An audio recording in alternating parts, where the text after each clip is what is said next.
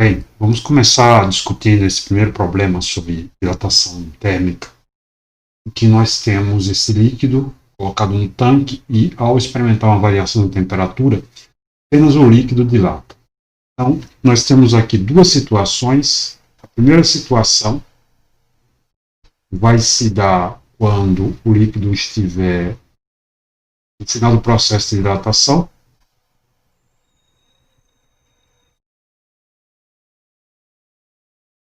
em que ele atinge, inicialmente ele se encontrava a uma altura, nós vamos chamar de H0, que vale 0,5 metros, e depois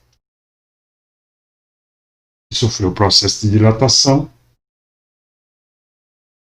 ele passa para um valor que é H0 mais ΔH. Então, o furo é feito na base do tanque onde esse líquido se encontra. Lembrando que esse tanque é constituído de um material que não sofrerá dilatação, processo. E aí, nós gostaríamos de saber qual é o tempo para levar o líquido passando pelo furo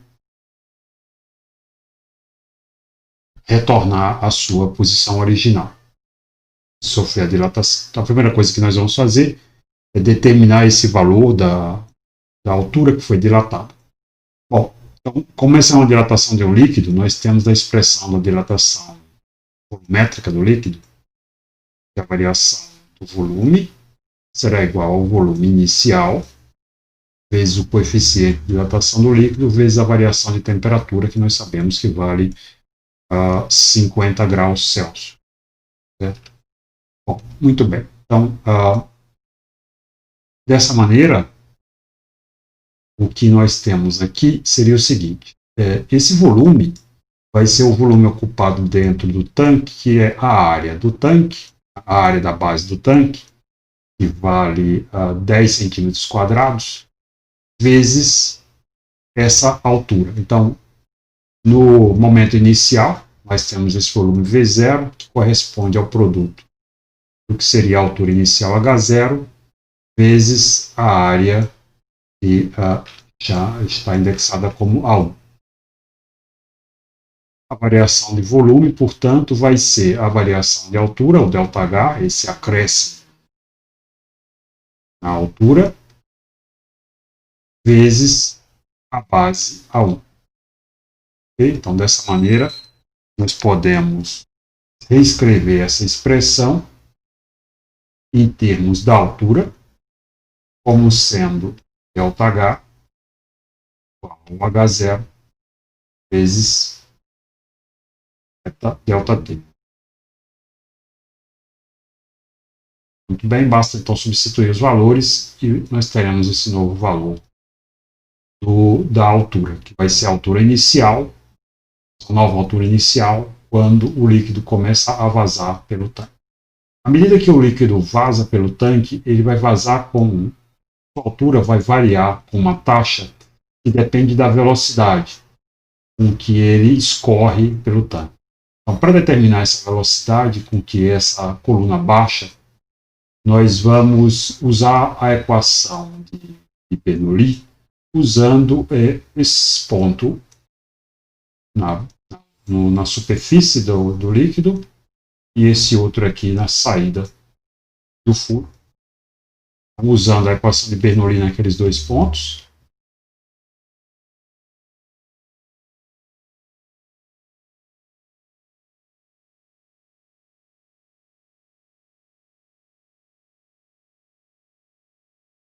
Nós vamos ter a pressão no ponto 1, que é esse ponto de contato com a superfície, e evidentemente a pressão atmosférica, V0, mais o meio da velocidade no alto, chamar de V1, então V1 quadrado, V1 V quadrado, mais ρg vezes aquela altura, nossa nova altura inicial, tá? E será H0 mais ΔH. H dado por esse valor aqui, igual a pressão no ponto 2, que é também a pressão atmosférica, mais 1,5 de ρ vezes a velocidade quadrado, e a altura aqui seria zero. Posso cancelar essa pressão atmosférica, que aparece nos dois termos, e agora eu tenho que relacionar a velocidade V1 e a velocidade V2, eu não posso usar aquela aproximação de que essa velocidade é zero comparada com essa, porque justamente eu quero determinar essa velocidade, por mais baixa que ela seja. Então, para determinar essa velocidade, eu vou usar a informação da área na base e da área no furo, e usar a conservação da vazão. Nós temos que V1 a 1 será igual a V2 a 2. Então, vou deixar tudo em função do V1, que é a velocidade que eu quero determinar. Aqui o V2 vai ser A1 a 2 vezes V1. Substituindo isso na equação de Bernoulli, nós passaremos a ter a seguinte expressão.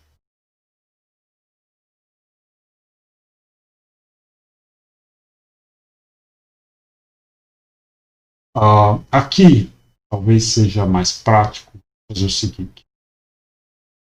Essa altura aqui, como essa equação deve ser verdade para qualquer altura, em qualquer ponto onde o fluido estiver escorrendo, tá? Eu vou chamar de simplesmente um H. Lembrando que no instante inicial, esse H é o H0 mais ΔH. Mas vamos chamar apenas de um determinado H. E a equação não fique válida apenas para o estado inicial. Bom, então nós temos um meio de ρ V1 quadrado mais ρgh igual a 1 meio de ρ A1 ao quadrado V1 ao quadrado. Eu vou transferir esse termo para o lado de cá. E aí nós temos 1 meio de ρ que multiplica A1 ao quadrado sobre A2 ao quadrado menos 1 V1 ao quadrado igual a ρh. Posso cancelar essa densidade que aparece aqui, e aí essa velocidade V1 é dada por 2G.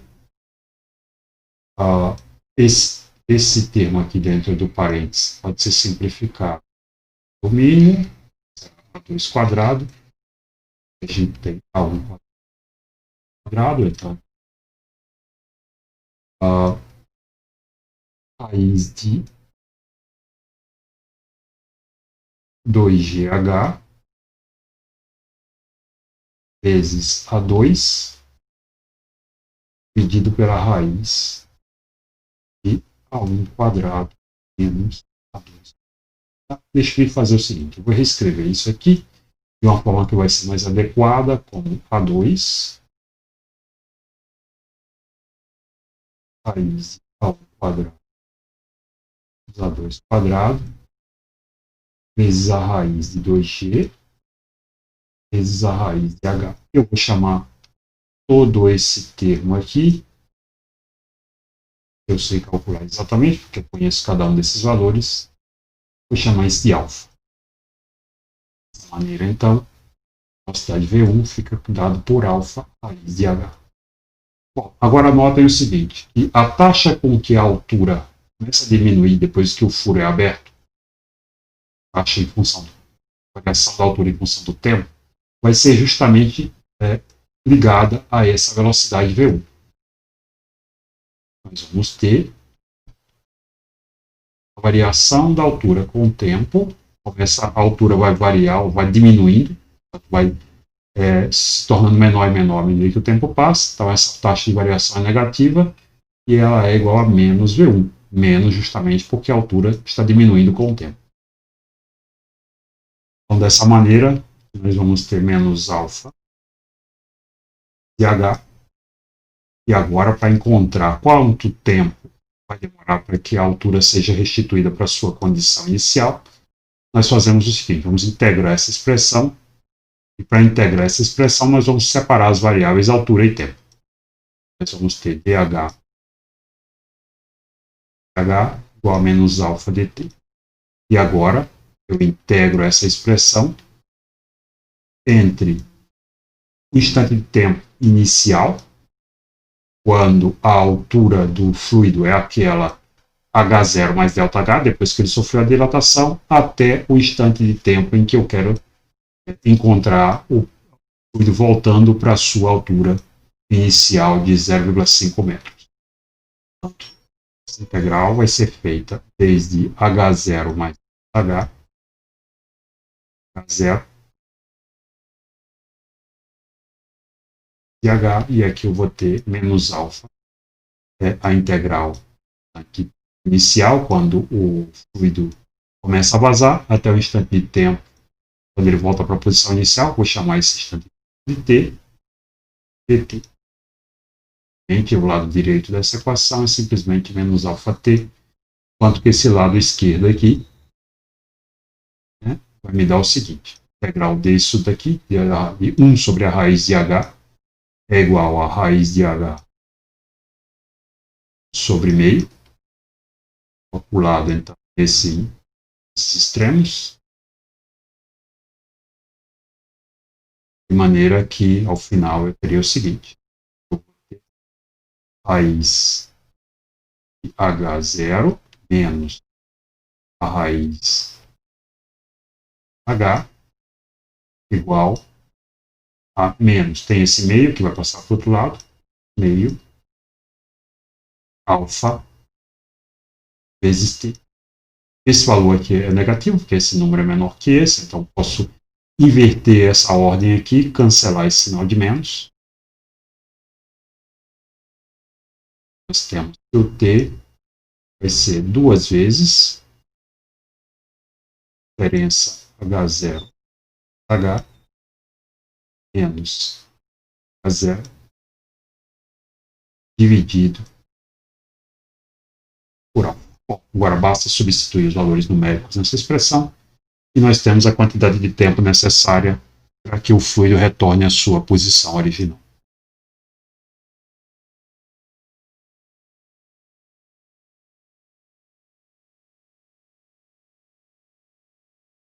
Bom, o próximo problema é o problema 18, da unidade 8, sobre condutividade térmica, em que nós queremos calcular a taxa de condutividade para o caso de 2 cilindros concêntricos. O primeiro cilindro de raio menor R1 mantido a temperatura T1 e o segundo cilindro de raio R2 mantido a temperatura T2 menor que T1. Existe um fluxo de calor que se dará ao longo da direção radial e nós temos que determinar a taxa desse calor que é transmitido entre o raio interno e o raio externo. Para fazer isso, então, nós temos que lembrar que essa taxa é escrita para esse problema como sendo menos K vezes a área. Essa área é a área da seção transversal que o calor vai atravessar. No nosso problema, ela é uma área que depende do raio, porque é a área da superfície lateral do cilindro, vezes a variação da temperatura com o raio.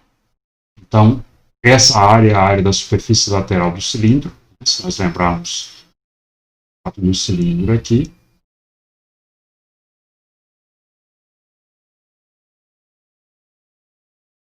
então, essa área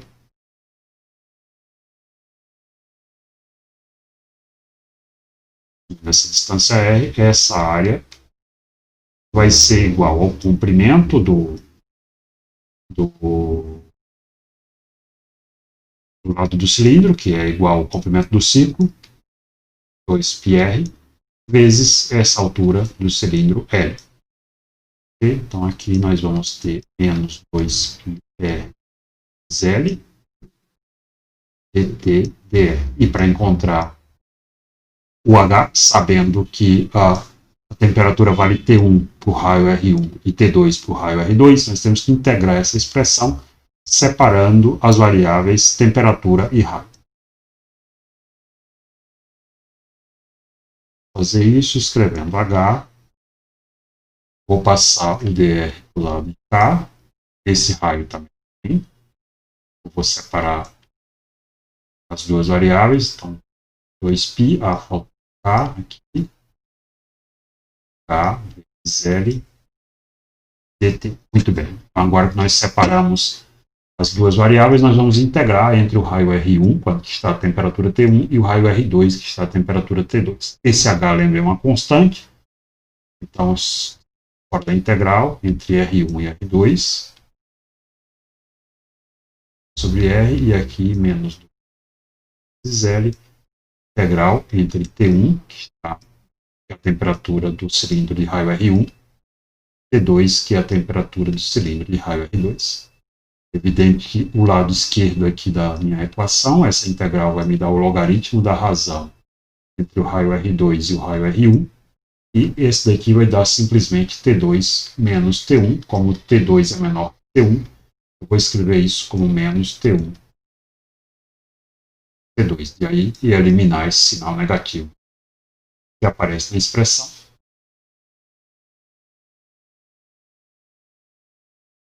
Vamos ter H vezes o logaritmo da razão e 1 igual a 2π vezes L T1 menos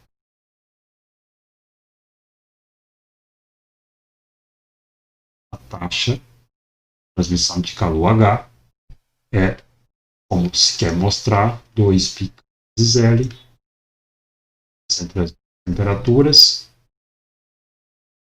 dividido pelo logaritmo da razão dos raios. E a segunda parte do problema consiste em imaginar que eu tenha dois materiais separando o cilindro interno do cilindro externo. Primeiro tem uma condutividade térmica K1, K2, desculpe, e a segunda uma condutividade térmica K2. A separação se dá nesse raio RC, tá? E eu quero saber justamente a temperatura nessa interface entre os dois materiais. Então, como nós estamos no estado estacionário, isso significa que se eu tomo um sistema, uma transmissão de calor entre os raios R1 e RC, e a transmissão de calor entre o raio RC e R2, essas duas taxas, que eu posso chamar de H1 e H2, no estado estacionário elas têm que ser iguais. E aí então eu vou usufruir dessa expressão que eu acabei de mostrar, da taxa entre dois cilindros concêntricos, e aplicar isso para determinar essa temperatura na interface. Então, posso dizer que a taxa H1, que se dará na região entre o raio R1 e o raio RC, tem um material de condutividade K2. Essa taxa será baseada nessa expressão, 2π vezes K2 vezes L.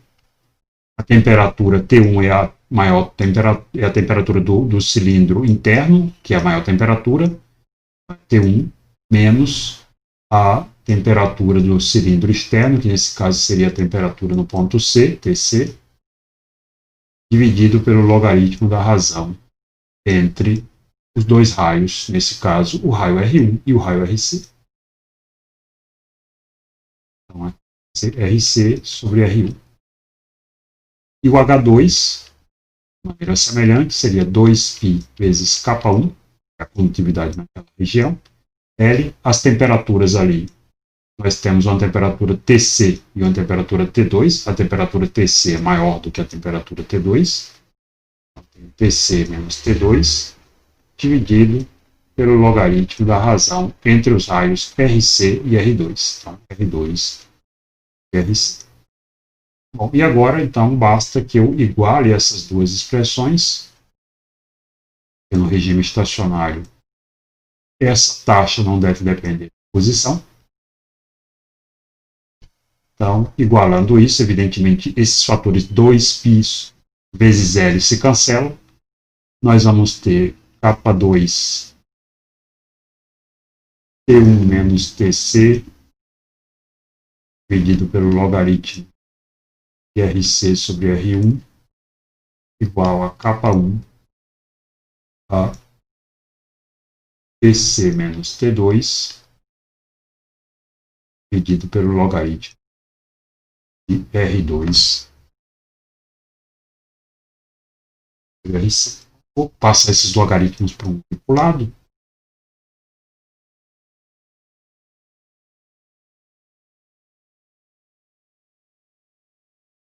Vamos fazer o seguinte.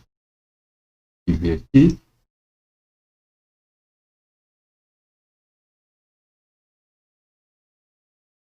Tudo bem, então eu quero calcular o TC, então eu vou na verdade isolar ele, tá? Então tenho ele aqui.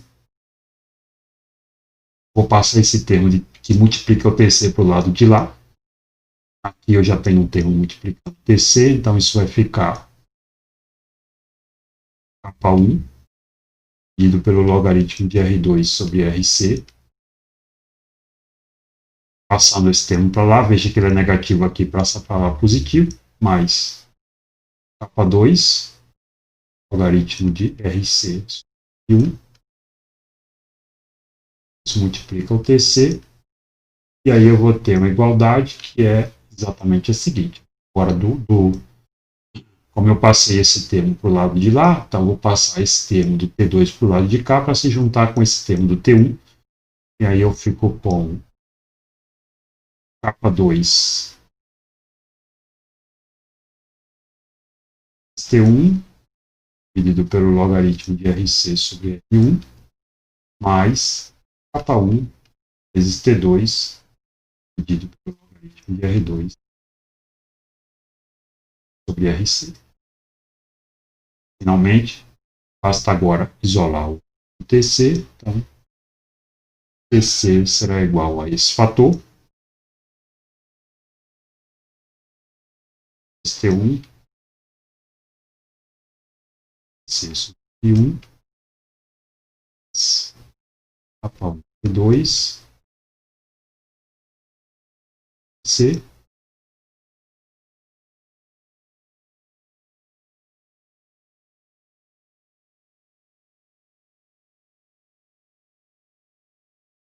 tudo isso dividindo esse fator que multiplica o TC, que é K1 R2 sobre RC, mais isso, C sobre R1. Esse é o valor da temperatura da interface entre os dois cilindros concêntricos.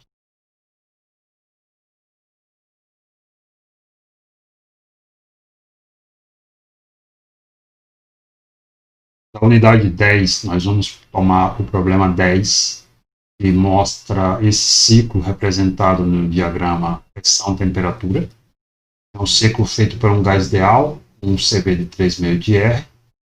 E o problema pede que nós representemos esse ciclo no diagrama PV e depois disso calculamos os valores de trabalho, calor e variação de energia interna em cada uma das etapas do ciclo e ao longo do ciclo completo. Bom, então a primeira coisa que nós vamos fazer é justamente a representação desse ciclo no diagrama PV. E para fazer isso, nós vamos notar o seguinte: observe que a transição entre A e B, a transformação entre os estados A e B, é uma transformação a temperatura constante. Então, essa é uma isotérmica. A transformação entre o estado C e A é uma transformação a pressão constante, então, uma isobárica. O que não é evidente aqui é o que acontece entre os estados B e C, que se unem no diagrama PT através dessa reta aqui.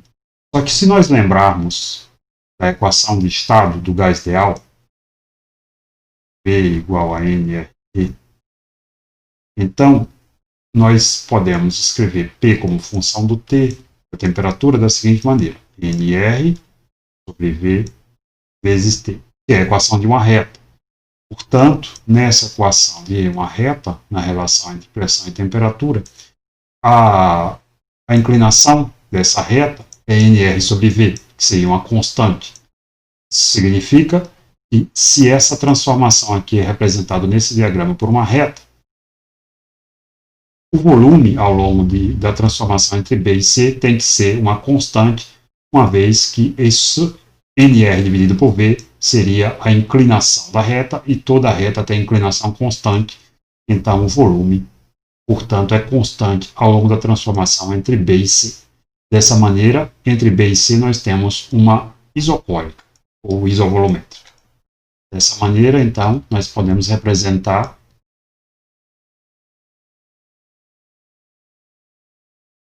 no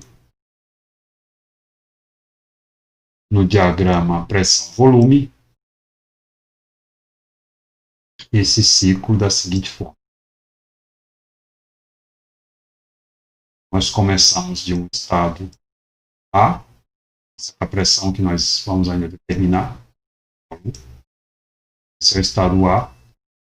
Do estado A, nós passamos para o estado B através de uma transformação a temperatura constante, ou seja, uma isoterma. Lembrando que uma isoterma no diagrama PV é representada por uma hipérbole.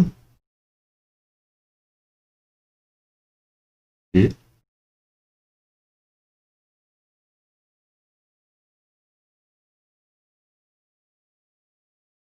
de B para C nós temos uma isoterma.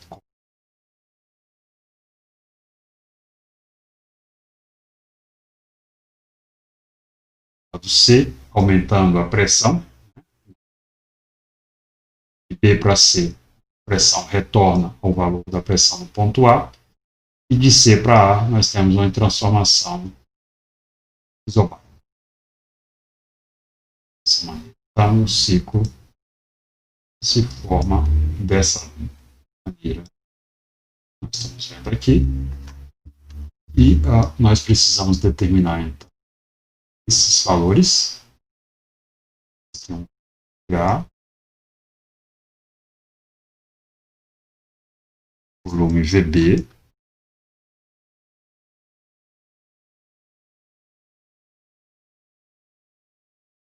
a pressão PB, o desenho já indica M, seria a pressão em M. Desde que eu coloco em litros, vamos calcular essas quantidades. E, portanto, então me faltam calcular a pressão E, que é a pressão no ponto A, que é igual à pressão no ponto C, e os respectivos volumes do ponto A e do ponto B, que é o mesmo volume também do ponto C. Então, como no diagrama PT original, nós temos, eu conheço todos os valores pressão, volume e temperatura no ponto B, desculpe, o valor da pressão e da temperatura no ponto B, nós podemos usar a equação do gás ideal para determinar o volume no ponto B. Sabendo o volume no ponto B, automaticamente nós também saberemos o volume no ponto C. Fazer isso, determinando, começar por determinar VB. Bom, então, nós vamos usar a equação do gás ideal no ponto B. VB. Essa temperatura é de 300 Kelvin. Nós vamos ter que o VB, dividido pela pressão no ponto B. Então, substituindo os valores numéricos, que nós temos todos, nós vamos obter um resultado que, em litros, é alguma coisa como 2,4 litros. Bem? Então, agora que nós temos esse volume, tem que lembrar que esse também é o volume C. Esse é o volume também nesse ponto.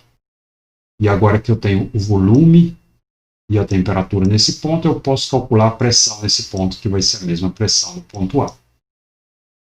Vamos calcular pressão no ponto C. Então, mais uma vez, eu tomo a pressão de estado do gás ideal, dessa vez para o ponto C, C, BC,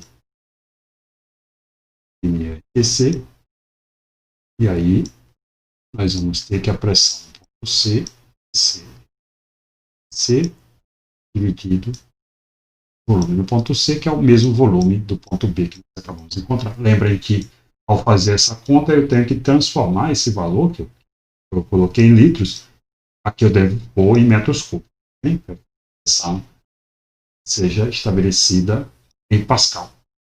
Feito essa conta, então nós vamos obter uma pressão no ponto C, que vai estar dado em Pascal, mas em ATM esse valor é aproximadamente 2 ATM. Então, agora nós temos essa pressão aqui, né? Posso substituir o 2, eu já sei esse volume,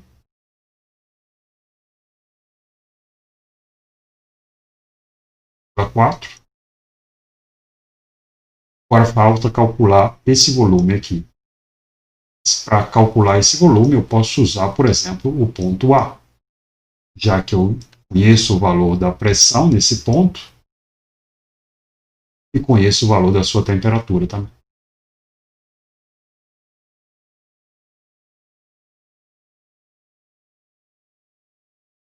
Vamos fazer isso.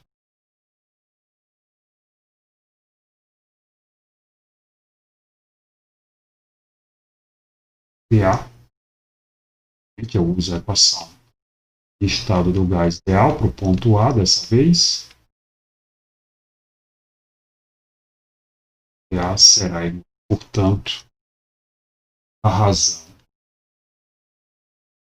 PA, que é pela pressão PA, aqui, aproximadamente 2 atm. Então, isso, feito essa conta, nós vamos transformando a pressão ponto A de atm Pascal e usando a temperatura em Kelvin, nós vamos obter um volume em metro cúbico e esse valor em litros será de aproximadamente 2.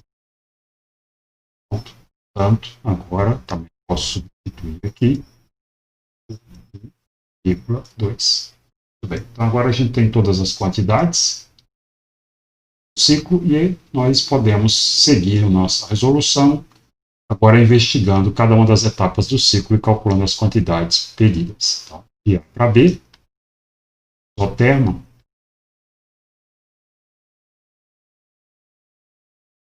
trata-se de um isotermo, então eu sei de cara que o gás ideal, a variação da energia interna é zero, uma vez que a energia interna do gás ideal só depende da temperatura, e o ponto inicial e final nessa transformação tem a mesma temperatura.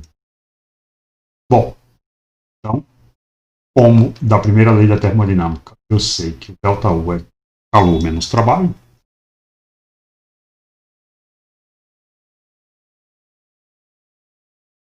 isso implica, caso vai ser igual ao trabalho, e numa expansão isotérmica, que é o que nós temos aqui, transformação AB, o gás aumenta de volume com a temperatura constante, o trabalho ideal na expansão isotérmica é nRT vezes o logaritmo da razão entre o volume final, que seria o P, no volume inicial, volume A. Substituindo os valores, aqui nós vamos ter 0,1, 8,314, a temperatura de 300 Kelvin, a razão entre os dois volumes, aqui não precisa nem sequer converter, porque nós vamos dividir um pelo outro, a razão é de 2, né, de 2,4 para 1,2, então o resultado disso nos dá um valor de algo aproximadamente como 173 G. Okay? Então, esse é o valor do calor e do trabalho. Já na transformação BC, nós temos uma mudança isocórica, ou seja, isovolumétrica. Né? Volume constante. Isso implica, evidentemente, que o trabalho é zero e que o A variação da energia interna é igual ao próprio calor. E como nós temos uma transformação a volume constante, esse calor vai ser dado por N CV delta T. E B para C, a variação da temperatura. Nós vimos aqui no diagrama original, é de 300 Kelvin. De 300 para 600 Kelvin. Então, nesse caso, nosso resultado, substituindo 0,1 por 3,5 de R vezes 300, daqui resulta ser aproximadamente 374 joules. Finalmente, a última etapa, fecha o ciclo de C para A, isobárica, constante. E aí eu sei que o trabalho, nesse caso, pressão constante, vai ser igual a P vezes ΔV, pressão 1, que é a pressão de 2 atm,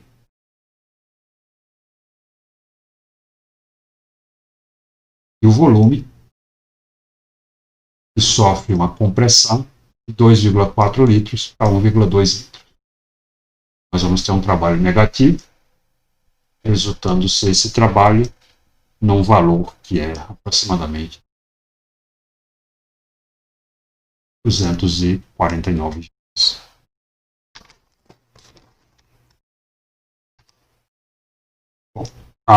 O calor vai ser dado em Cp, né, já que a pressão é constante, vezes ΔT. Notem que entre os estados C e a variação da temperatura é de 600 para 300, então é uma variação negativa. Esse calor vai ser um calor perdido pelo sistema. Vou substituir o N por 0,1, o Cp, se o Cv vale 5,5, vale 3,5, o Cp valerá 5,5 de R, essa relação de Mayer. Substituindo esse valor, pressão, eu vou ter aproximadamente menos 620 de alta. E daí, isso que eu tenho que botar o W, a variação da energia interna entre esses dois estados vai ser dada entre 623 mais 249, vai me dar. Agora, ao longo do ciclo, basta que eu some cada um desses termos, né? Então, o ciclo vai ser igual ao ΔU E mais o ΔU C mais o ΔCA. Evidentemente, eu sei que esse valor de cara dá zero. A gente pode conferir aqui que de fato dá zero. Temos o primeiro ΔU é zero, o segundo ΔU é 374, o terceiro ΔU é menos 374.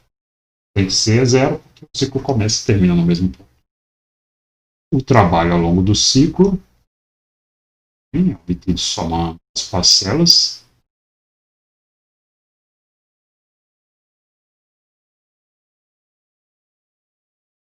E C para A, somando esses fatores, resulta ser esse trabalho negativo, 76. Saber, cara, que esse trabalho é negativo, porque vejam que o sentido que o ciclo é percorrido é o sentido anti-horário. E por fim, nós vamos ter o calor total do ciclo, somando também os calores das etapas,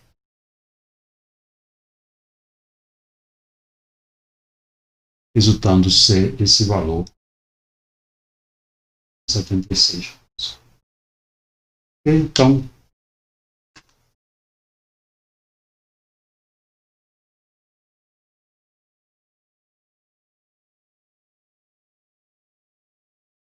Bem, o nosso último problema investigado vai ser esse ciclo, que é o chamado ciclo de Otto. Esse ciclo de Otto é um protótipo do ciclo que funciona no motor de combustão. Nesse ciclo nós temos duas transformações adiabáticas que acontecem entre os estados C e D e entre os estados A e B. Então, nessas duas transformações não temos troca de calor. Por outro lado, notem que a temperatura no ponto C é superior à temperatura no ponto B, uma vez que se eu passo um isoterma pelo ponto B, ela está a uma altura menor do que um isoterma que passa pelo ponto C. E o mesmo se dá entre D e A, com a temperatura em D maior do que a temperatura em A. Dessa maneira, entre B e C, o sistema aumenta de temperatura, o que quer dizer que ele ganha calor, tem uma quantidade de calor Q1 nessa transformação do sistema, enquanto que de D para A, quando a temperatura cai, nós temos uma perda de calor. Nós temos o Q2.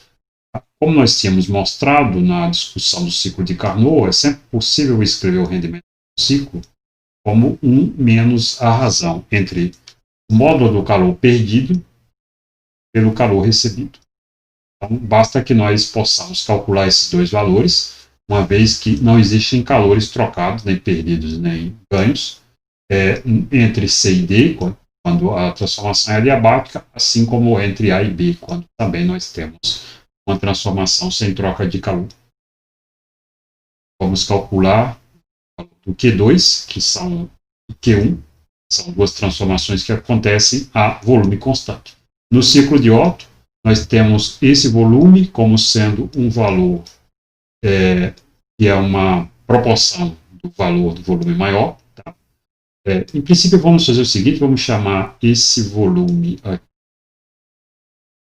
o volume no ponto B e esse volume aqui do volume no ponto A, e depois nós substituímos por esses respectivos valores. Bom, então nós temos a transformação de primeira que acontece entre B e C. Isso é uma isocórica. Nós temos que o calor B para C é igual a NCV delta T. Dessa maneira, nós vamos ter N vezes CV vezes a temperatura em C menos a temperatura em B. Tá? Esse aqui é o calor que eu estou chamando de Q1, que é o calor recebido. O calor entre o calor cedido, que é o calor da transformação entre D e A, será também NCV delta T, tanto que esse delta T aqui é a variação entre B e C, e aqui entre D e A. Será CV TA menos TD. Esse valor será negativo porque a temperatura em A é menor que a temperatura em D. Então, nós vamos escrever isso explicitamente, menos NCV TA menos TD, desculpe, TD menos TA, né, eu inverti a ordem. Só aparece esse sinal negativo. Tá? E eu escrevo assim justamente porque eu preciso tomar o módulo desse resultado, então eu tenho que ter um valor positivo ao tomar o módulo. Bom, portanto, isso daqui é o Q2. Assim, ciclo de Otto ser 1 menos o módulo dessa quantidade, CV TD TA, por NCV TC menos sistema das células, com essa relação entre as temperaturas.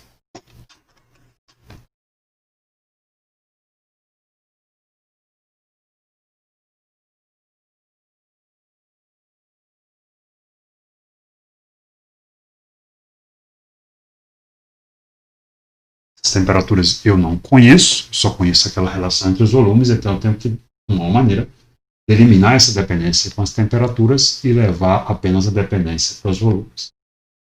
Para fazer isso, eu vou usar justamente as curvas que eu não usei ainda, que são justamente as adiabáticas.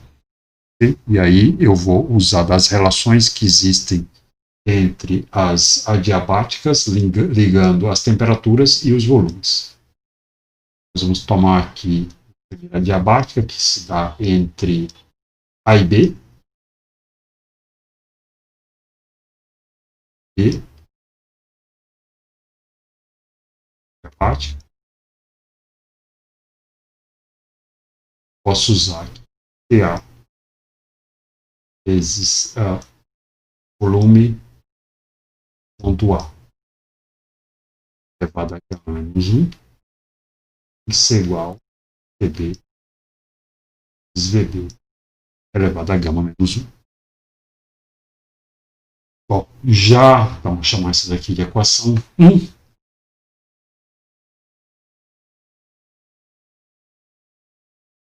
Já a outra adiabática está entre C e D. Cadê? Outra adiabática. Escrever DC vezes o volume no ponto C. Notem que o volume no ponto C é o mesmo volume no ponto D. Seria VB elevado a menos 1 igual a VD vezes o volume no ponto D, que é o mesmo volume no ponto A, elevado a gama menos 1. Essa é a minha segunda equação, equação 2. Então, nós podemos fazer agora o seguinte. Na equação 1, eu posso escrever TA